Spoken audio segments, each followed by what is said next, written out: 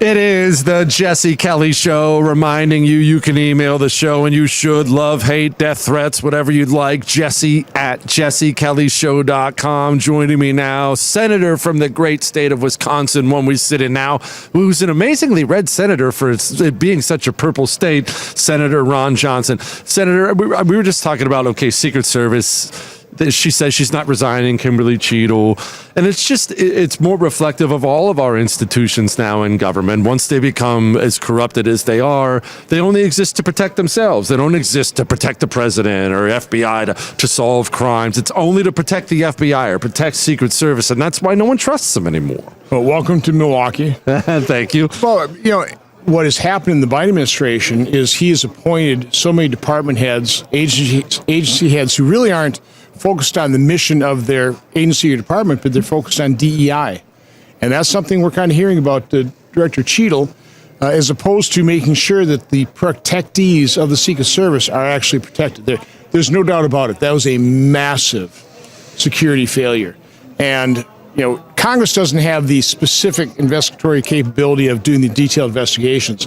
We have oversight. I've already written a letter demanding they retain all of their records, they preserve them. I've long list of questions, just as a starting point of an investigation. So we need to do the oversight. We need to demand 100% transparency, and we need to leave no stone unturned in terms of explaining what happened, because this is hard to explain.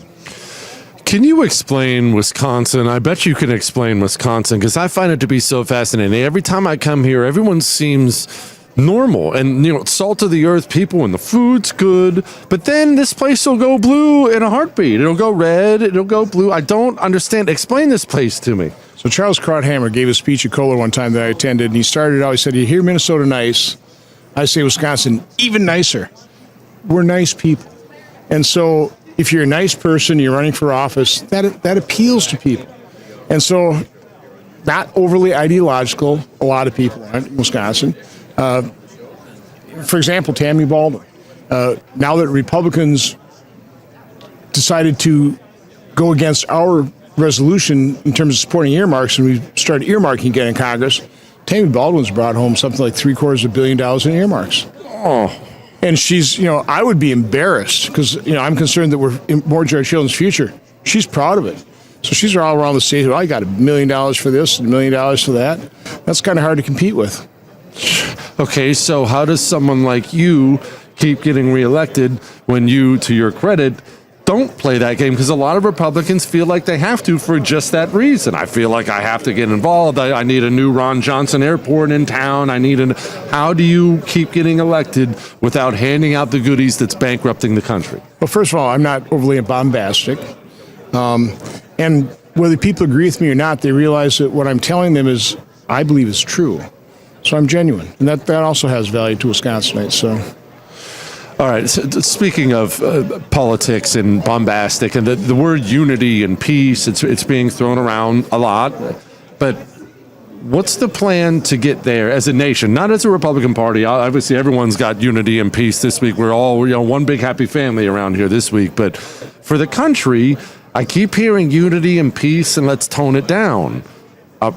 When's that going to come? I don't see that coming anytime soon. Well, it would come with leadership from both sides, but it would require both sides to do it. Now, with the left's idea of unity and healing is Republicans unilaterally disarm. Like, we stop blaming them for all their policy failures. We just sweep it all under the rug. We give them political cover on this stuff. That's not going to happen. I don't want to personally attack people. I wouldn't do what, for example, President Biden did on a fundraising call. Said we got to put Trump in the bullseye. Now, can you imagine if that would have been a Republican office holder, and any media caught wind of that telephone conference call with the donors, that a Republican was talking about putting a Democrat in a bullseye? I mean, we saw that happen with Sarah Palin. I mean, it was major news. Not a peep. And even after the assassination attempt, I don't think the mainstream media is talking about that. No, they're going to drop this whole assassination thing like a hot potato. Okay, so look, I'm going to ask you one more thing. I'd hate to play the prediction game, but after all this, it feels like the calls to remove Biden have stopped. Or maybe they're just resigned to the fact they're stuck with him. Maybe they're resigned to the fact whoever they put up might not fare that well. But it almost feels like Biden's staying. I can't believe I'm saying that. Do you think that? I don't know. I mean, I've been saying since last summer I had a hard time believing he'd be their candidate.